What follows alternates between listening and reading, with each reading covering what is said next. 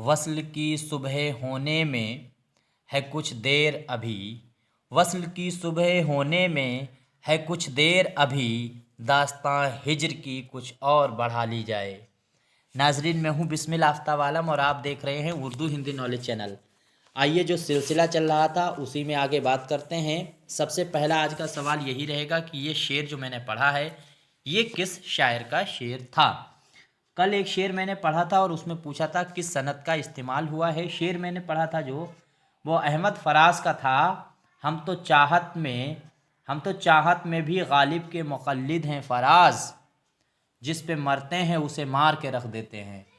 इस शेर की सनद आपको बतानी थी, तो उम्मीद करता हूँ आपके समझ में भी आया होगा। लेकिन बहुत से बच्चे हैं, कोई भी बच्चा इसका सही जवाब नहीं दे सका।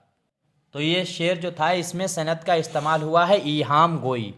देखिए, जिस पे मरते हैं उसे मार के रख देते हैं का मतलब दो है, और शायर जो है वो वईद का मतलब ले रहा है। इसमें तंज भी नज़र आ रही है कि उस पे जिस पे मरने का मतलब ये होता है कि किसी पे हम चाह रहे हैं, किसी पे प्यार कर रहे हैं, किसी को इतना चाहते हैं कि उस पे हम मर रहे हैं और उसी को मार के रख देते हैं। यहाँ पे उसने मानी बदल दिया। आज का जो पहला सवाल है उसमें देखिए, नस्र असनाफ में कदीम तरीन सिर्फ अदब की कौन सी है।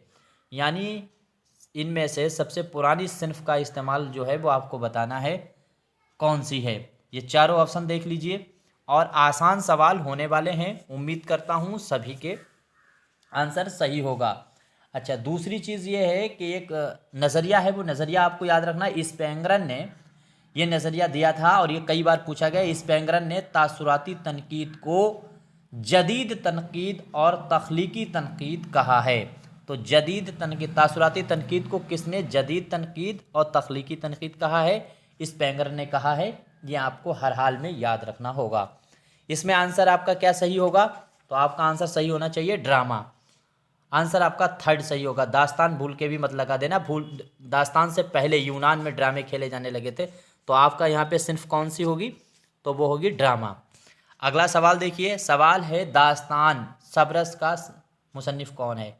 एक आसान सा सवाल है, हर किसी को मालूम है। अब्दुल्ला कुतुब शाह की फरमाइश पे ये लिखी गई है। 1600, आंसर भी इसका वो याद रखिएगा, 1665 है। 1665 में इसको मुल्ला वजी ने लिखा है। अगला सवाल है, उर्दू में दास्तान गोई का आगाज़ किस मकाम से हुआ। तो ये जो चार ऑप्शन है, एक बहुत आसान सा सवाल। देखिए कितना आसान पेपर था 2018 का, सॉरी 2016 का। ये जो कर्नाटका का मैं आपके सामने रख रहा हूँ, टीजीटी का एग्ज़ाम। तो इसमें आप उम्मीद करता हूँ सभी का आंसर सही होना चाहिए। अच्छा, दूसरी चीज़ ये है कि जो तनकीदें होती हैं उनमें दबिस्तान पूछ लेते हैं। कौन सा नक्काद किस दबिस्तान का है? तो तासुराती तनकीद पे मैं बात कर रहा था, याद रखना। वाल्टर पीटर, स्पेंगर, कोरचे, और इसके बाद में है सारतर, मोहम्मद हुसैन आज़ाद, शिबली नोमानी, फ़राग गोरखपुरी, नियाज़ फतेहपुरी, और कौन था? मजनू गोरखपुरी, रशीद अहमद सिद्दीकी, हसन अस्करी, और अब्दुल रहमान बिजनौरी। इसके बाद में मेहदी अफ़ादी। ये जो मैंने नाम आपके सामने गिने, ये सारे के सारे नक्काद जो हैं वो तासुराती तनकीद के नक्काद हैं, नोट कीजिएगा। और इनमें ऐसे भी नक्काद हैं जो दोनों में हो सकते हैं, वो भी मैं आपके सामने बताता चलूँगा। जैसे मजनू गोरखपुरी है। मजनू गोरखपुरी को आपको पता ही है, मजनू गोरखपुरी साइंटिफिक भी नक्काद है। तो मोहम्मद हुसैन आज़ाद हैं, उनके वहाँ जमालियात भी है। शिबली के वहाँ भी जमालियात है। लेकिन फिर भी जो मैंने बताया है कि ख़ास तौर से इसको याद रखना। इसमें आंसर आपका कौन सा सही होगा? दक्कन। उम्मीद करता हूँ सभी का आंसर सही हुआ होगा। अगला सवाल है, बागो बहार का मरकज़ी किरदार कौन सा है। एक आसान सा सवाल है। इनमें जो किरदार है वो बागो बहार का पहचाना, पहला दरवेश, दूसरा दरवेश, तीसरा दरवेश, और या फिर बादशाह आज़ाद वक्त। तो इसमें से कौन सा किरदार है? तो देखो, पहला दरवेश ये दरवेश है, दरवेश का नाम नहीं, दूसरा भी है, तीसरा भी है, लेकिन आपका आंसर सही होना चाहिए 4। इसमें आंसर आपका सही होगा 4। इसके बाद में अगला सवाल देखिए, उर्दू का पहला नावल नगार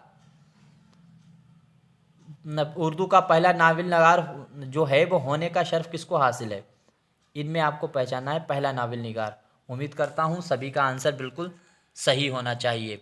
अच्छा, दूसरी बात यह है कि जब मैं बात कर ही रहा हूँ तो और भी सुन लीजिए कि जो मार्कसी जो तनकीद है, दबिस्तान है, उसको तरक्की पसंद में भी गिन लिया जाता है, लेकिन तरक्की पसंद और मार्कस जो है थोड़ा सा अलग अलग है, लेकिन दोनों चीज़ें को एक ही माना जाता है। उम्मीद करता हूँ ये बात आपको सभी को मालूम होगी। इसके अगर नक्कात पूछे जाते हैं मार्कसी तनकीद के, तो मार्कसी जो तनकीद है उसके नक्कात आपको याद रहना चाहिए। सबसे पहले जैसे अख्तर हुसैन रायपुरी, ये मार्कसी ही था।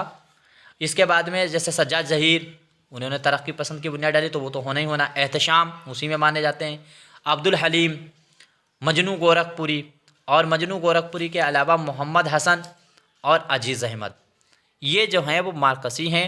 इनमें अभी मैंने बात ही की थी, क्या है, जैसे मजनू गोरखपुरी।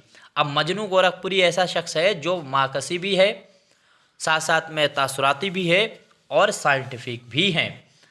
उम्मीद करता हूँ ये बात समझ में आ गई होगी। और ये सवाल का आंसर आपका सही होगा नज़ीर अहमद। 1869 में इन्होंने जो नावल लिखा था मिरातुल उरूज, वही नावल उर्दू का पहला नावल माना जाता है। अगला सवाल देखिए, नावल उमराव जान अदा के मुसन्निफ़ का नाम आपको बताना है। एक आसान सा सवाल है और ये सभी को मालूम ही होना चाहिए। ये कोई इतना बड़ा सवाल नहीं है। देखिए सवाल बहुत आसान है, इसीलिए मैं कोशिश करता हूँ कि तमाम इस तरीके की चीज़ें हैं जो रख दी जाएं आपके सामने, आपके एग्ज़ाम के लिए बहुत ही अहम हों।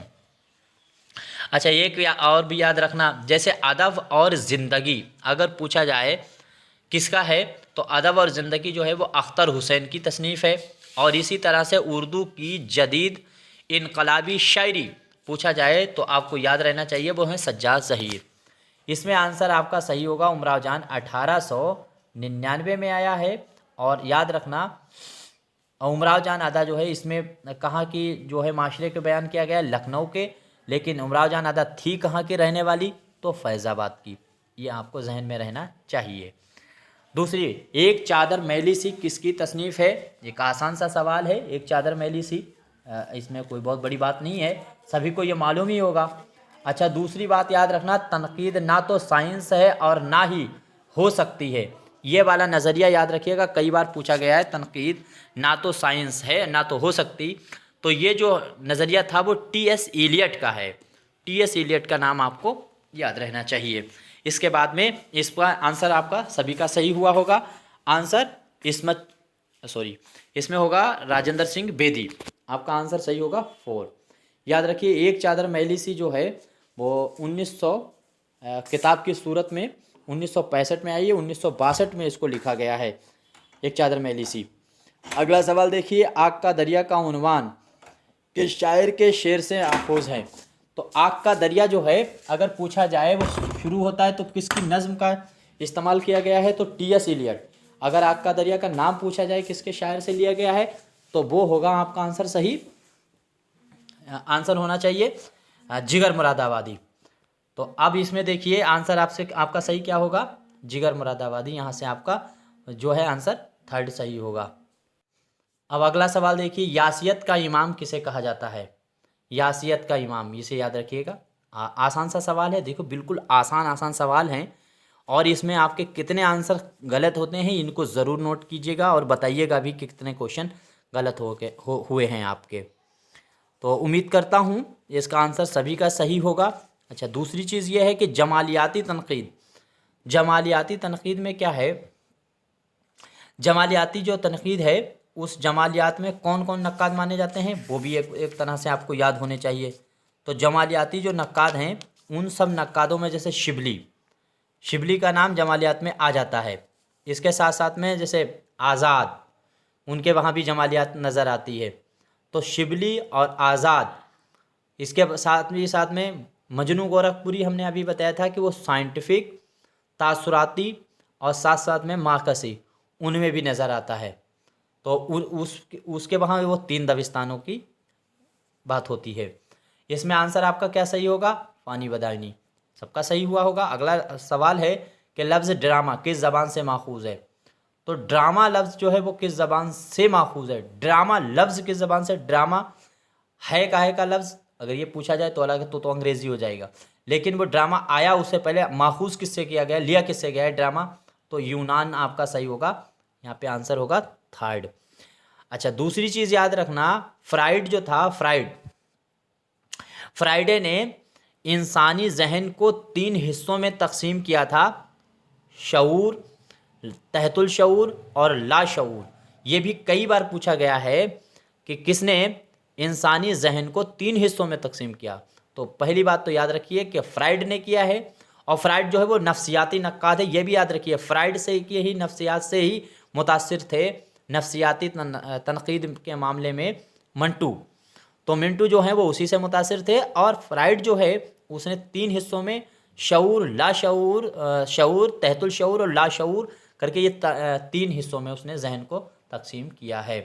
अगला सवाल देखिए, उर्दू ड्रामे का मार्लो किस ड्रामा निगार को कहा जाता है? मार्लो जो है वो किस ड्रामा निगार को कहा जाता है उर्दू का? तो ये आगा हशर काश्मीरी को कहा जाता है, और आगा हशर काश्मीरी को ही उर्दू ड्रामा निगारी का जो है शेक्सपियर भी कहा जाता है। याद रखना, हिंदी का जो है ड्रामा निगारी में जो शेक्सपियर माना जाता है वो कालिदास को माना जाता है। ये भी साथ साथ में आपको याद रखना चाहिए। उम्मीद करता हूँ याद ही रहेगा। अच्छा, अभी जो मैं बात कर रहा था, ये सवाल भी देख लीजिए पहले, ड्रामा अनारकली किसकी तख्लीक है? कितने आसान से सवाल हैं, कितना आसान पेपर था। तो एक भी क्वेश्चन गलत आपका नहीं होना चाहिए। अब इसमें क्या है, ड्रामा अनारकली किसकी तख्लीक है सभी को मालूम है। उम्मीद करता हूँ सभी का जवाब सही होना चाहिए। जब तक मैं बात कर लेता हूँ, मैं बात किस पे कर रहा था, जो तनकीद थी नफ्सियाती, उसमें तो फ्राइड का नाम याद रखनी है, बहुत ही अहम है। फ्राइड इसी दबिस्तान से जुड़े हुए हैं। और भी नाम हैं, जैसे हार्वर्ड रीड का नाम याद रखिएगा। हार्वर्ड रीड जो है वो भी इसी का नफ्सियाती नक्काद था। और साथ साथ में आइए रिचर्ड्स हैं, वो भी नफ्सियात का था। आर्डन का नाम याद रखिए, आर्डन जो है वो भी नफ्सियाती है। वहीदुद्दीन, उर्दू में अगर देखोगे तो वहीदुद्दीन सलीम के वहाँ तनकीद है वो नफ्सियाती है। मिर्ज़ा हादी रुस्वा का बहुत अच्छे से नाम याद रखिए, ये नफ्सियाती हैं जिन्होंने नॉवेल जो है वो उमरा जान अदा लिखा हुआ है। मीरा जी का तो नाम आपको मालूम ही है, रियाज अहमद और जो शबीहुल हसन है, इनका भी नाम याद रखिए, ये भी नफ्सियाती हैं। मिंटू को छोड़ दिया है, लेकिन मिंटू के वहाँ नज़रियात जो हैं वो नफ्सियात के मिलते हैं, और वो भी नफ्सियात के इस तरह के कि शायर के, अगर शायरों में पूछा जाए तो नून मीम राशिद भी नफ्सियाती के मामले में है। मंटू तो है ही है, शायर नहीं है लेकिन वो अफसाना निगार है, लेकिन उनके वहाँ फ्राइड खास तौर से याद रखिएगा। नाम अच्छे से आपको याद रहना चाहिए। उम्मीद करता हूँ ये आंसर तो बिल्कुल सभी का सही हुआ होगा, तो इसमें आंसर सही होना चाहिए इम्तियाज़ अली। आगे देखिए, आगे है सिल्वर किंग। सिल्वर किंग का जो ड्रामा निगार कौन है? तो सिल्वर किंग जो है उसके ड्रामा निगार कौन है? सिल्वर किंग बहुत आसान सा सवाल है और सभी का सही होना चाहिए। इस तरह के सवाल कभी भी गलत नहीं होने चाहिए। अच्छा, एक और नज़रिया था फ्राइड का जबलत का नज़रिया जो है किसने पेश किया है? जिबलत है या जबलत है, जो भी है, तलफ़ुज़ देख लिया, जीम वे लाम ते, तो जबलत। अब ये नज़रिया किसका है? ये भी फ्राइड का ही नज़रिया है। बाई चांस पूछा जा सकता है कि फ्राइड का नज़रिए के बारे में, तो याद रखिए सिल्वर किंग का आंसर आपका सही होना चाहिए, आगा हशर काश्मीरी। जब आसान पेपर है तो मैं इसलिए चर्चा करते चलता हूँ ताकि आपको ज़्यादा से ज़्यादा फ़ायदा हो सके। मैं जितना कर सकता हूँ उतना करने की कोशिश करूँगा। आगे देखिए, अफसाने के किस तरकीबी जुज़ को रीढ़ की हड्डी कहा गया है? तो रीढ़ की हड्डी क्या होता है? क्या मकालमा निगारी है, किरदार निगारी है, ज़बान व बयान है, या फिर प्लाट है? इनमें से रीढ़ की हड्डी, अगर इसमें नाम अरस्तू का शामिल कर दिया जाए तो रीढ़ की हड्डी क्या हो जाएगा?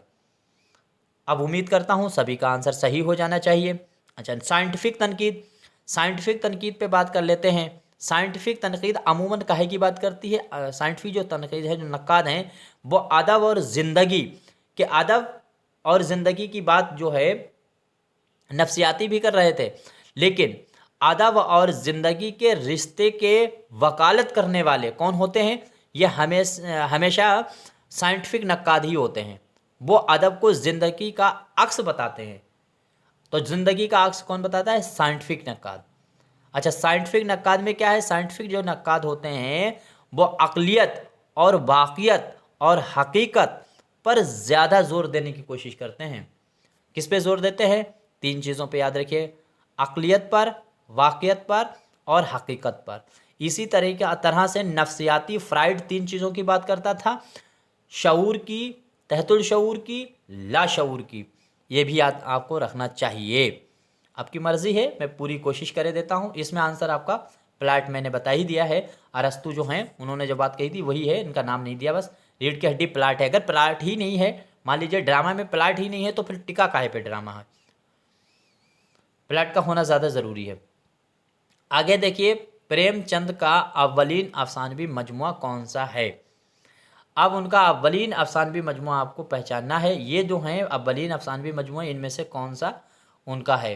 देखिए, सोज़े वतन सभी को मालूम है, सोज़े वतन, फिर प्रेम पच्चीसी, फिर प्रेम बत्तीसी, और फिर प्रेम बत्तीसी दोम, फिर प्रेम चालीसी, फिर प्रेम चालीसी दोम। ये अफसाने हैं। उसके बाद में खाके परवाना और फिर ख्वाबो ख्याल। ये अफसानवी मजमुए हैं प्रेमचंद के। इस तरह से इनकी तरतीब ऐसे रहेगी। और ये दूध की वारदात जो है वो सबसे आखिर में आया है इनका। कब आया है? तो 1938 में आया है, ये भी याद रखिएगा यहीं से। अगला सवाल देखिए, अफसाना कालू भंगी के मुसन्निफ कौन है? बहुत अच्छा अफसाना है, और एक जो आला दर्जे के लोग होते हैं, परिवार होता है, वो नौकर को किस अहमियत, किस नज़र से देखते हैं, उस पर यह सवाल उठाया गया है। और इन्होंने ये अपने घर का बयान किया था। किसका है लिखा हुआ? ये डॉक्टर थे इनके वालिद साहब, और उस डॉक्टर के वहाँ ये कालू भंगी काम करता था, और उसके मर जाने पे जिसने सब कुछ हॉस्पिटल के लिए किया, सारी चीज़ें की, और हमेशा उसका वफ़ादार रहा, उसके मर जाने पे एक दिन 1 घंटे के लिए भी छुट्टी नहीं की गई, और उसकी लाश को उठवाकर फेंकवा दिया जाता है कालू भंगी। तो ये बहुत ही दर्दनाक एक जो है गरीब की कहानी है। इसमें आंसर आपका कौन सा सही होगा? खैर, अच्छा, मैं बात जो कर रहा हूँ वो किस पे, साइंटिफिक नक्कादों पे बात कर रहा था। साइंटिफिक जो थे उनमें साइंटिफिक में कौन कौन थे? जैसे मोहम्मद हसन का नाम मैंने कहा था। मोहम्मद हसन नाम जो है वो मार्कसी तो हैं ही हैं, साइंटिफिक भी हैं। आल अहमद सुरूर साइंटिफिक हैं, मसूद हुसैन खान साइंटिफिक थे, और अब्दुल हलीम है, इबादत बरेलवी और सैयद एजाज वगैरह, ये तमाम ऐसे हैं। और कौन था? सैयद अब्दुल्ला, उसका भी नाम याद रखना। एहतशाम साइंटिफिक भी है। अमूमन याद रखिए जो साइंटिफिक है वो मार्कस में भी है। ये भी नज़रिया थोड़ा सा ध्यान में रखिए। जैसे एहतशाम हो गए, अख्तर हुसैन रायपुरी हो गए, ठीक है, मोहम्मद हसन हो गए, मजनू गोरखपुरी हो गए। ये 4 नाम याद रखिए जो साइंटिफिक में भी हैं, और इधर क्या कहते हैं, ये मार्कसी में, तनकीद में भी हैं। तो जो नाम मैंने बताए इनको आपको नोट करना चाहिए अच्छे से।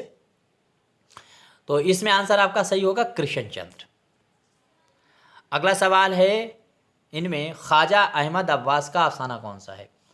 ख्वाजा अहमद अब्बास का अफसाना कौन सा है? बहुत आसान सा सवाल है, सभी को ये मालूम होना चाहिए, और इसमें कोई बहुत बड़ा वो नहीं है कि ऐसे सवाल तो मालूम ही होने चाहिए।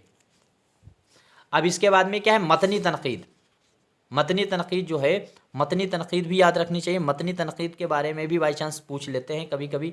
मतनी तनकीद में क्या होता है? मतनी तनकीद जो है वो उर्दू में, हमें पहली बात तो ये है कि उर्दू में आई कहाँ से है? तो मगरिब से आई है। अमूमन तनकीदें जो हैं वो मगरिब से ही आई हैं। और इसमें क्या है, आई.ए. हाफ्स जो था वो सबसे बड़ा मतनी तनकीद का अलमबरदार माना जाता है। मतनी तनकीद वाले क्या होते हैं? वो मतनी तनकीद जो होता है वो तैयारी और मवाद की जो है हयती बातों पर तवज्जो देते हैं। मतन की सही कयास और तवस्सु पर बात करने की कोशिश करते हैं। तो मतनी तनकीद वालों को याद रखिए। मतनी तनकीद में कोई बहुत बड़ा वो नहीं है, लेकिन हालांकि इनसे दबिस्तान से तो नहीं पूछते थे मतनी तनकीद में कौन है, लेकिन अच्छा, इसमें आंसर कौन सा सही होगा? सरदार जी, पहला वाला आंसर ही सही होगा। अगला सवाल है, प्रेमचंद के अफसानवी मजमुआ सोज़े वतन में कुल कितने अफसाने हैं?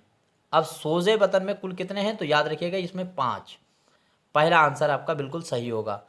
अब ये क्या है? कृष्णचंद्र के तवील तरीन अफसाने का नाम बताइए। सबसे तवील और तरीन अफसाना कौन सा है? इनमें याद रखिएगा।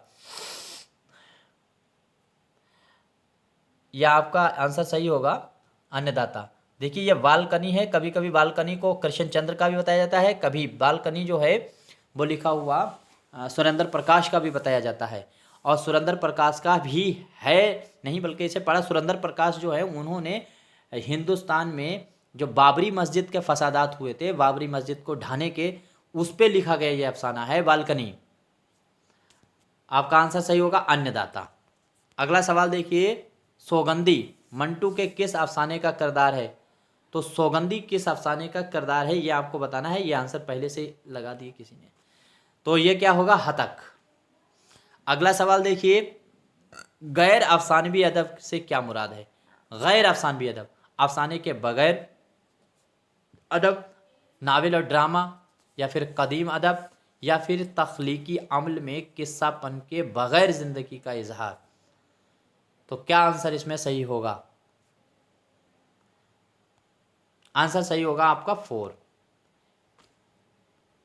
अगला सवाल देखिए, अगला सवाल है, दक्कन में गैर अफसानवी अदब की इब्तदाई नकूस किस सूरत में मिलते हैं? ये भी निशान लगा हुआ है, हालांकि देख लीजिए। तो किस में मिलते हैं? तो ये है मखतूते में मिलते हैं। सबसे पहला 4th नंबर का आंसर सही होगा।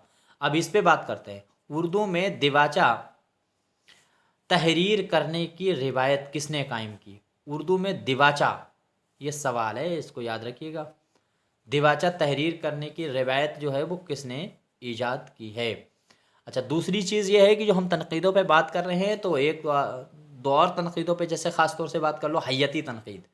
हय्यती का मतलब क्या होता है? स्ट्रक्चर डिज़ाइन, यानी जो है लिखने के जो नई नई प्लेटफॉर्म लाए गए उर्दू में, जैसे है आज़ाद नज़म, नसरी नज़म, ये तमाम जो हैं वो हय्यती के अंतर्गत ही आते हैं, उसी में जुड़ करके आए हैं। तो हय्यती तनकीद में क्या होता है? ये लफ्ज़ मानी के जो बाहमी रिश्ते हैं, ठीक है, अरूज और आहंग जो होता है शायरी में या सिन्फ में, उस पर बात करने के लिए हय्यत का, डिज़ाइन का, काफ़िए का, रदीफ़ का, ऐसी भी चीज़ों को इस्तेमाल करता है हय्यत ने।